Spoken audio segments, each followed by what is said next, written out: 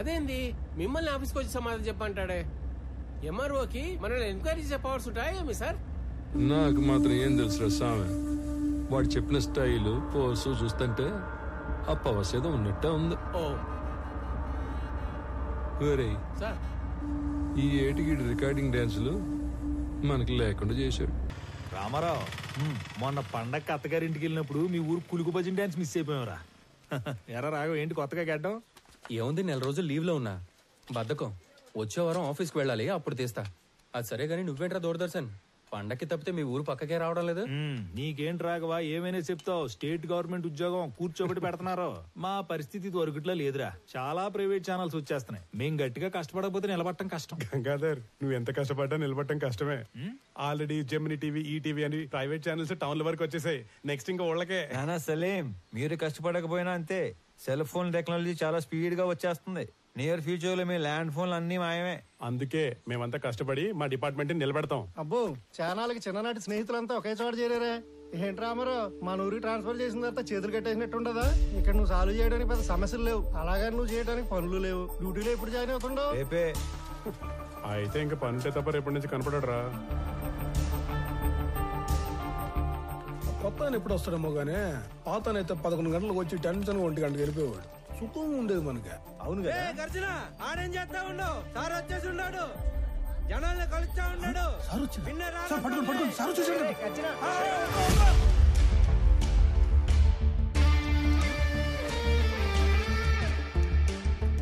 నమస్కారం సార్, నా పేరు గజ్జల శాంతి స్వరూప్ సార్. అట్లంటే మీకెందుకు సార్ శ్రమ? నేను అందరూ బయటికి వెళ్తాను, మీరు పోయి ఆ సీట్లో కూర్చోండి సార్. నీకు కరెక్ట్ గా 15 నిమిషాలు టైం ఇస్తున్నా. స్టాఫ్ మొత్తం నా ముందు ఉండాలి. అందరూ వచ్చేసినట్టేనా? వచ్చేసారు సార్. నేను చెప్పేది 2 విషయాలు. ఒకటి, నేను ఛార్జ్ లో ఉన్న దగ్గర గుట్టలు గుట్టలుగా ఫైళ్లు, గుంపులు గుంపులుగా జనం అస్సలు ఉండకూడదు.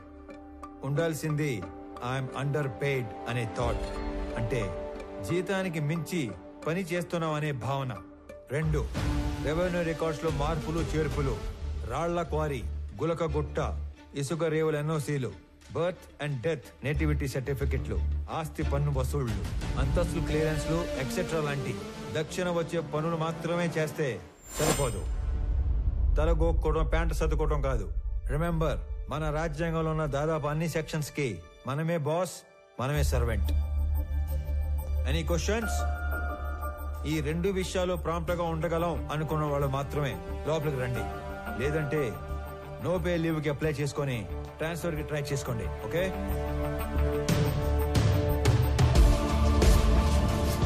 There is no privacy, no protocol in my office.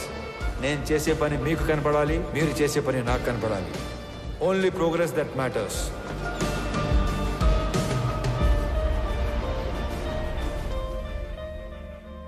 Sir, ఇతని అర్జీ చాలా ఏళ్ళుగా పెండింగ్లో ఉంది. కౌలు రైతు, 2 ఎకరాల ప్రభుత్వ బీడి భూమిని చూసుకొని అప్లికేషన్ పెట్టుకున్నాడు. కానీ అపరికేస్తూ అతనికి ఆ భూమి ఇవ్వలేమని చెప్పినా కూడా ఆఫీస్ చుట్టూ తిరుగుతూనే ఉన్నాడు సార్. ఇప్పుడు కూడా మీతో గోడు చెప్పుకుంటానని నా ప్రాణం జోడేస్తున్నాడు సార్.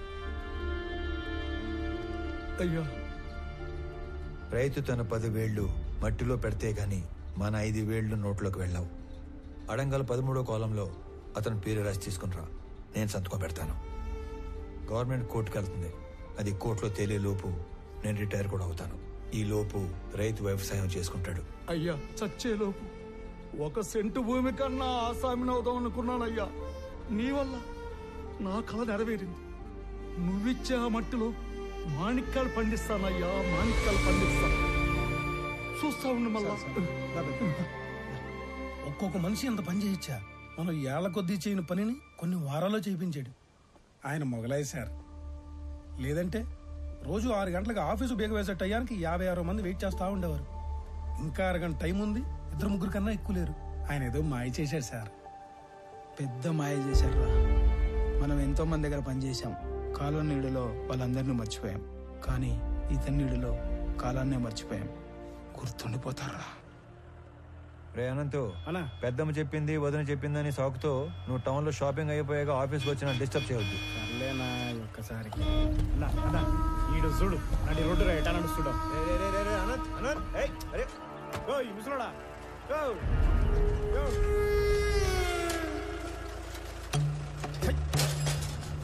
చూడనంత గట్టిగా మూసేసి వెనకొచ్చేటి బండు తొక్కితే పైకి పోతావు సంపుతా నా కొడక నీ దూకుడేంద్రా పెద్ద పట్టుకొని పదన్నా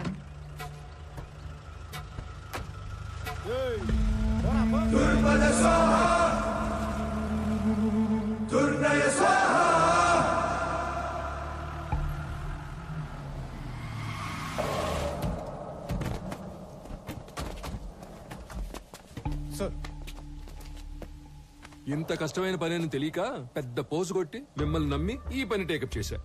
ఎక్కలాడు తినాలకి వెళ్తే మెట్లు ఎక్కను దిగను సరిపోయింది. మీరు అంతే, వెళ్ళడం రావడం తప్ప ఏం ఉపయోగం లేదు. సార్ మాల్ మొత్తం ఏదో రూట్ లో ఎక్స్పోర్ట్ అయిపోయింది ఏమన్నా నాకు కొంచెం డౌట్ వస్తుంది సార్. అస్సలు కాల, ఖచ్చితంగా మాల్ ఎక్స్పోర్ట్ అవ్వలేదు. ఇది నేను చెప్పిన మాట కాదు. మాల్ ఎవరైతే డైరెక్ట్ గా ఎక్స్పోర్ట్ చేసుకుంటున్నాడో డాను వాడు చెప్పిన మాట. మాల్ మీకు ట్రేస్ అవ్వట్లేదు కదా అని మన దేశంలోనే లేదని చెప్పి కథలు చెప్పొద్దు. అయితే సార్ ఇంకో 4-5 టీములు పెట్టి తలా ఓ దిక్కు పంపి కూంబింగ్ ఆపరేషన్ చేస్తే త్వరగా ట్రేస్ చేయొచ్చు సార్. మీ చుట్టాలను కూడా తీసుకెళ్ళరా. నువ్వెవరో సామె నా కొంప ముంచెట్టున్నావు. ఎట్ట అంటే హడావుడు లేకుండా వెతకాలి. గవర్నమెంట్ కి ఏమాత్రం ఉప్పొందినా చాలా డేంజర్. ఇన్ని 100 కోట్ల ఎర్రచందనం ఒకేసారి దొరికితే దేశం ఉలిక్కి పడుద్ది. కలపకి కాపలా కూడా పెరిగిద్ది. దీంట్లో ఏది జరిగినా నన్ను లేపేస్తారు.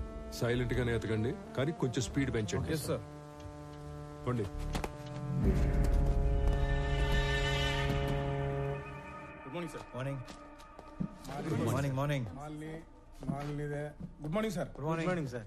ఇది మాల్నీదే, ఇది మాల్నీదే, ఇది కూడా మాల్నీ. ఏంటి ఇవన్నీ? పేరు మాలిని సార్, ఊరు తెమ్మసముద్రం. ఆస్తి వారసత్వ బదిలీ కోసం అప్లికేషన్ పెట్టుకుంది. మనం దాన్ని రిజెక్ట్ చేశాం. దానికి నిరసనగా ఆవిడ ఉత్తరాలు రాస్తూ ఉంటుంది. బాగా బతికి చితికిన కుటుంబం అంట సార్. సరే కొత్తగా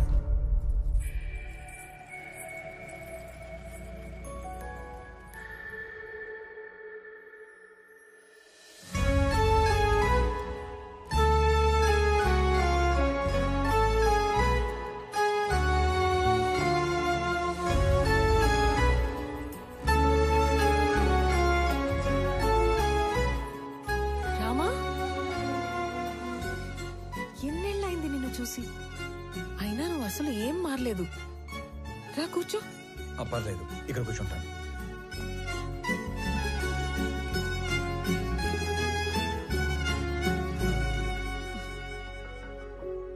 నీ పేరేంటి తల్లి?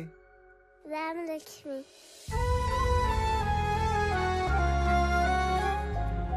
ఇప్పుడే వస్తాను. స్కూల్కి వెళ్తున్నావా?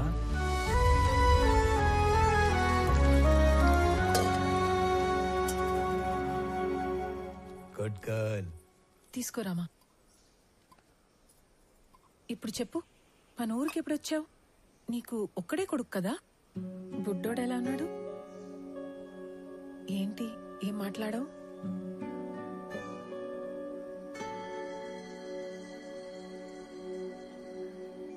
అసలు ఏం జరిగింది? రామా, నువ్వు వెళ్ళి ఆడుకో తల్లి.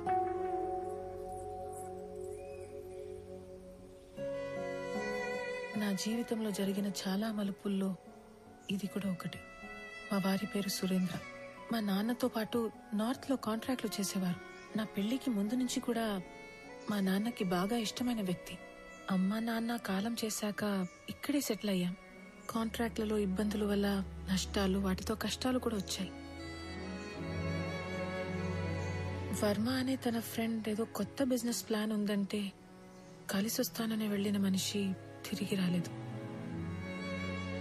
నేను ఏడ్చి ఏడ్చి కన్నీళ్లు కూడా రావట్లేదు. అవును, ఇవి నీ చేతికి ఎలా వచ్చాయి? కొన్ని రోజుల క్రితమే డిప్యూటీ కలెక్టర్ గా ఇక్కడికి ట్రాన్స్ఫర్ అయ్యి వచ్చాను. అవునా? ఇంట్లో ఇంకెవరు లేరా? మా ఆయన్ని వెతుకుతూ రోడ్ యాక్సిడెంట్ లో మా మామగారు కూడా పోయారు. ఇవన్నీ చాలా ఉన్నట్టు సురేంద్ర ఉన్నంత కాలం పలకరింపుకి వచ్చే అతని పార్ట్నర్స్ కూడా ఇప్పుడు డబ్బు కోసం బెదిరింపులకి వస్తున్నారు. పోలీసుల చుట్టూ, లాయర్ల చుట్టూ నీ ఆఫీస్ చుట్టూ తిరిగి తిరిగి విసిగిపోయి రోజుకో లెటర్ పంపుతుంటాను. దానివల్ల ఉపయోగం లేదు, కానీ కనీసం నా బాధ నిరసన అయినా తెలిపితే మనసు తేలిక పడుతుంది కదా. వీటి వల్ల ఉపయోగం ఉంది. ఇవే నన్ను ఇక్కడి దాకా తీసుకొచ్చాయి. ఇకపై ఇది నా బాధ్యత.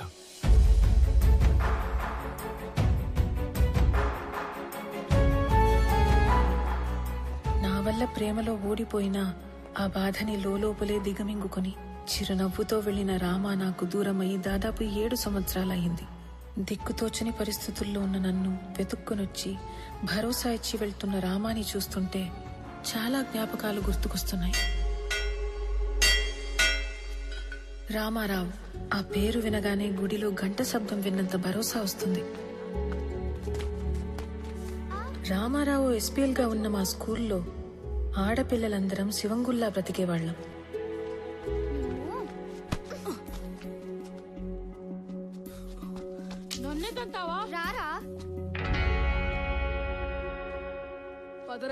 అదేంటో మొదటిసారి రామాని చూసిన రోజు నుంచి మాకేదో తెలియని బంధం ఉన్నట్లు అనిపించింది. అనంతు చీమల్ని ఎందుకు చంపుతాండవరా? మాస్టర్ పాఠం మొదలు పెట్టినారు, లోపలి పో.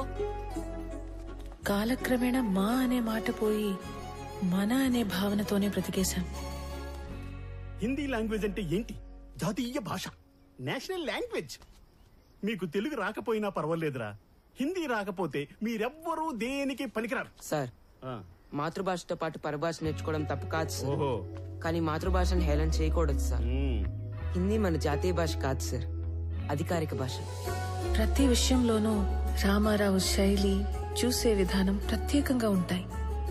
రోజులు గడిచే కొద్దీ మా వయసుతో పాటు మా మధ్య ప్రేమ కూడా పెరిగింది.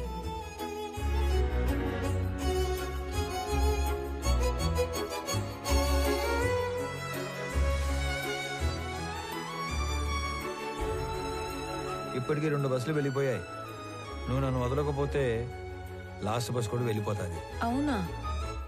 నీకు గవర్నమెంట్ జాబ్ అంటే నా అంత ఇష్టమని నువ్వు డిగ్రీ, దాని తర్వాత జాబ్ ట్రైనింగ్ల కోసం 4 ఏళ్లుగా టౌన్ లోనే ఉంటున్నా ఓపిగ్గా సర్దుకున్నాను.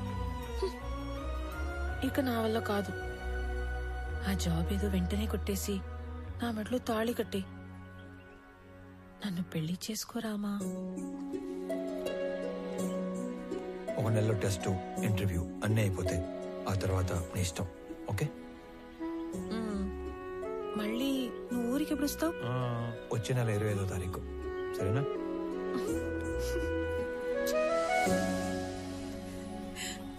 రామాతో పెళ్లి తర్వాత జీవితం గురించి చాలా కళ్ళు కన్నాను.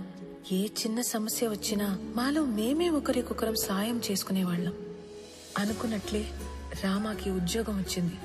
మా పెళ్లికి ఏ అడ్డంకి లేదు కదా, అంతా అనుకున్నట్లే జరుగుతోంది అని సంతోషంగా ఉన్న సమయంలో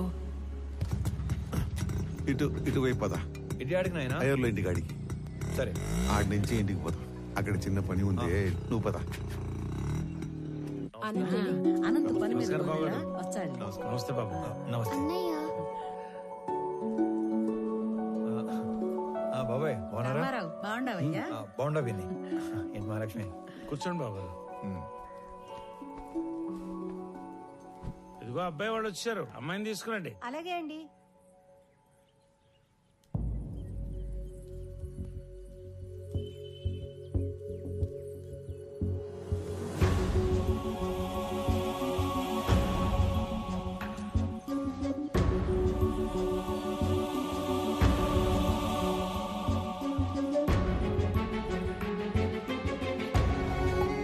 ఒక్కగానొక్క కూతురు, పేరు నందిని.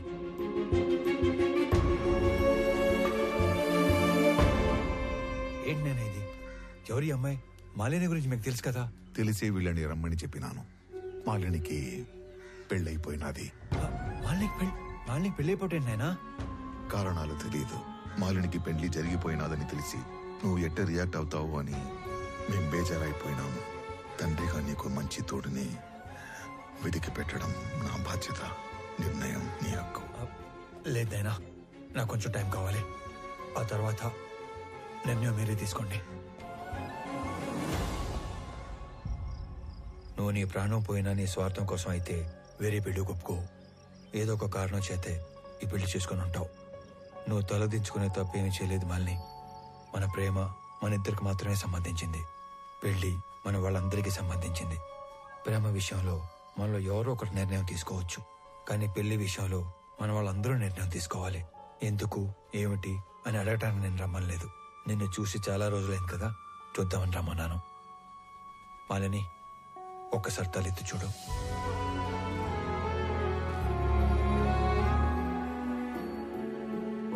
నీకు చెప్పకుండా పెళ్లి చేసుకున్నందుకు నీకు ఏ సమాధానం చెప్పుకోవాలని ఇన్ని రోజులు ఎంత మదనపడ్డానో తెలుసా? ఒక పసిపాపని కిందకి దించినంత తేలిగ్గా నా గుండెల మీద బరువు అంతా దించేశావు.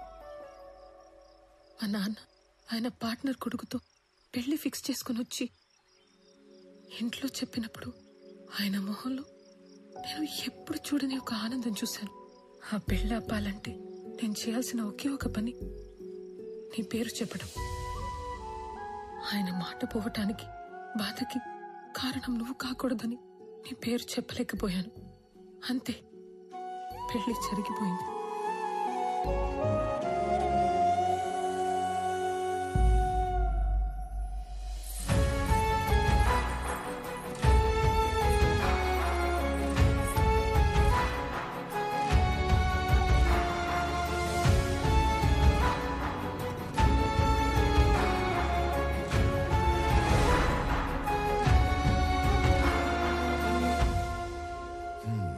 మన ఇంటి కోడలుగా రావాల్సిన అమ్మాయి పాపం తలరాత. దుడ్డు ఏమన్నా కావాలేమో, సాయం చేయకపోయినావా? ఆ మాట ఎత్తినా చంపేస్తుంది ఆయన. మరి ఆస్తి బదిలీకి అప్లికేషన్ పెట్టిందన్నావు కదా, అదేదో ఇచ్చేయరాదు? ఆస్తి మీద హక్కు వస్తే సమస్య కొంతన్నా తీరుతుంది కదా. చూడటానికి అదొక చిన్న అప్లికేషన్, కానీ చట్టానికి అదొక పెద్ద సమస్య. మిస్ అయిన మనుషుల ఆస్తులు 7 సంవత్సరాల వరకు ఏమీ చేయలేం. 7 ఏళ్ల తర్వాతనే ఎవిడెన్స్ యాక్ట్ 107 అండ్ 108 సెక్షన్స్ ఉపయోగించి ప్రిజంప్షన్ ఆఫ్ డెత్ కింద ఆస్తిని బదిలీ చేయగలం. సరే, నువ్వు చెయ్యగలిగింది చేయరా. 6 నెలల నుంచి ఎప్పుడు చెప్పే సుత్యావారంగా ఈ రోజు కూడా చెప్తున్నావు? ఇంకో 15-20 ఊర్లు తిరిగితే క్లూ దొరకొచ్చు సార్. నువ్వు ఉత్త కోతలు చెప్పి ఊర్లు తిరుగుతున్నావు కానీ ఇంతవరకు నాకు మాలు గురించి మాత్రం ఒక్కటి కూడా చెప్పలా. నీ వల్ల కాకపోతే చెప్పు, మఫ్టీలో నేనే తిరుగుతా లీవ్ పెట్టి. లేదు సార్, త్వరలోనే పని పూర్తి చేసి మొత్తం సమాచారం ఇస్తా. నన్ను నమ్మండి సార్. సర్లే, తర్వాత చూద్దాం. నువ్వు సరే సార్.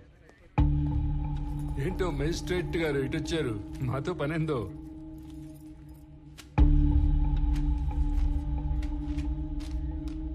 అరే, ఇది మిస్సింగ్ కేసు. మాయ్, నువ్వేనా మాలి అంటే? అదే టన్నులు ఉత్తరాలు రాస్తుంటావు. ఇంకా ఈ కేసులో ఆచూకీలు ఏం దొరకలేదు, దొరకగానే చెప్తాను. ఇక పోండి. కంప్లైంట్ ఇచ్చి దాదాపు సంవత్సరం అయింది. ఎఫ్ఐఆర్ కూడా ఫైల్ చేసినట్లేదు. ఆ మనిషి యాడో మిస్ అయ్యాడో ఆడికి పోయి కంప్లైంట్ చేయండి, ఫైల్ చేస్తారు ఎఫ్ఐఆర్. జ్యూరిస్డిక్షన్ తో సంబంధం లేకుండా ఎఫ్ఐఆర్ ఫైల్ చేయటం మీ బాధ్యత. సరే, ఎఫ్ఐఆర్ ఫైల్ చేయలేదు. ఇచ్చిన కంప్లైంట్ మీద ఏం ప్రోగ్రెస్ సాధించారు? హలో, ఏందమ్మా సాధించేదా? ఏంది ప్రోగ్రెస్లు, అటెండెన్స్లు? నేను నా పైనకే చెప్పను. ఓ అడగడానికి వచ్చాడు పెద్ద. సరే, మేమేం ప్రోగ్రెస్ చేయలేదు అనుకుందాం. అనుకుందాం మాట వరుసకి. ఆ తప్పైనాడు పెళ్ళం, సొంత వాళ్ళు కూడా ఎత్తుకుంటారు కదా, మరి వాళ్ళేం ప్రోగ్రెస్ సాధించారు? పెద్దానికి పెద్దోడు పోలీస్ స్టేషన్ మీద పట్టమే, తలుపులు బార్లు తెరుచున్నాయని. అయినా ఇందులో మీకు అంత ఇంట్రెస్ట్ ఏందో? మాయ్, నువ్వే తప్పుగా అనుకోగాక. అనుకోలే. ఆమెకి తోడుగా నేను ఇక్కడికి రిక్వెస్ట్ చేయడానికి రాలేదు. ఒక సబ్ డివిజన్ మ్యాజిస్ట్రేట్ గా నా పరిధిలో ఉన్న ఒక పౌరుడు మిస్ అయ్యాడు. దాని గురించి ఎంక్వైరీ చేయడానికి వచ్చాను.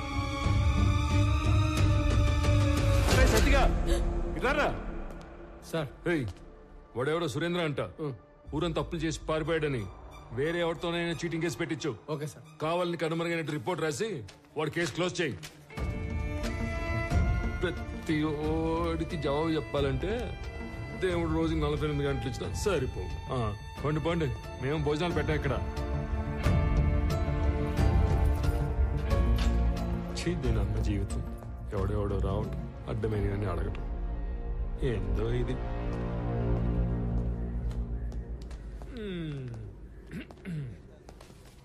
శ్రీకాకుళంలో వీడేసిన ఎక్స్ట్రాలకి సబ్ కలెక్టర్ రేంజ్ నుంచి డిమోట్ చేసి టెంపరీ పోస్టులు వేసాడు. ఏదో పెద్ద హోమ్ మినిస్టర్లా వివరాలు అడుగుతున్నాడు బాబు. అదేదో మనం ఓరకనే కూర్చొని ఆలోచన చెప్పుకుంటున్నట్టు కటింగ్ ఇస్తున్నాడు. ఏంది సార్? మళ్ళీ వచ్చావేంది? ఏదో రాంగ్ కేసు పెట్టి కేసు క్లోజ్ చేద్దాం అనుకుంటున్నావేమో. చీటింగ్ కేసు కాదు ఇది, మిస్సింగ్ కేసు అని నేనే ట్రేస్ చేసి అఫీషియల్ గా నీ చేతే ఇన్వెస్టిగేట్ చేయిస్తా. నువ్వు ఈ స్టేషన్ లో ఛార్జ్ తీసుకున్న తర్వాత 2 లాకప్ డెత్లు జరిగాయి. నిన్ను ఎంక్వైరీ పేరుతో 3 పూట్ల నా ఆఫీస్ చుట్టూ తిప్పి 3 ఏళ్ళు ఇంట్లో కూర్చోబెడతాను.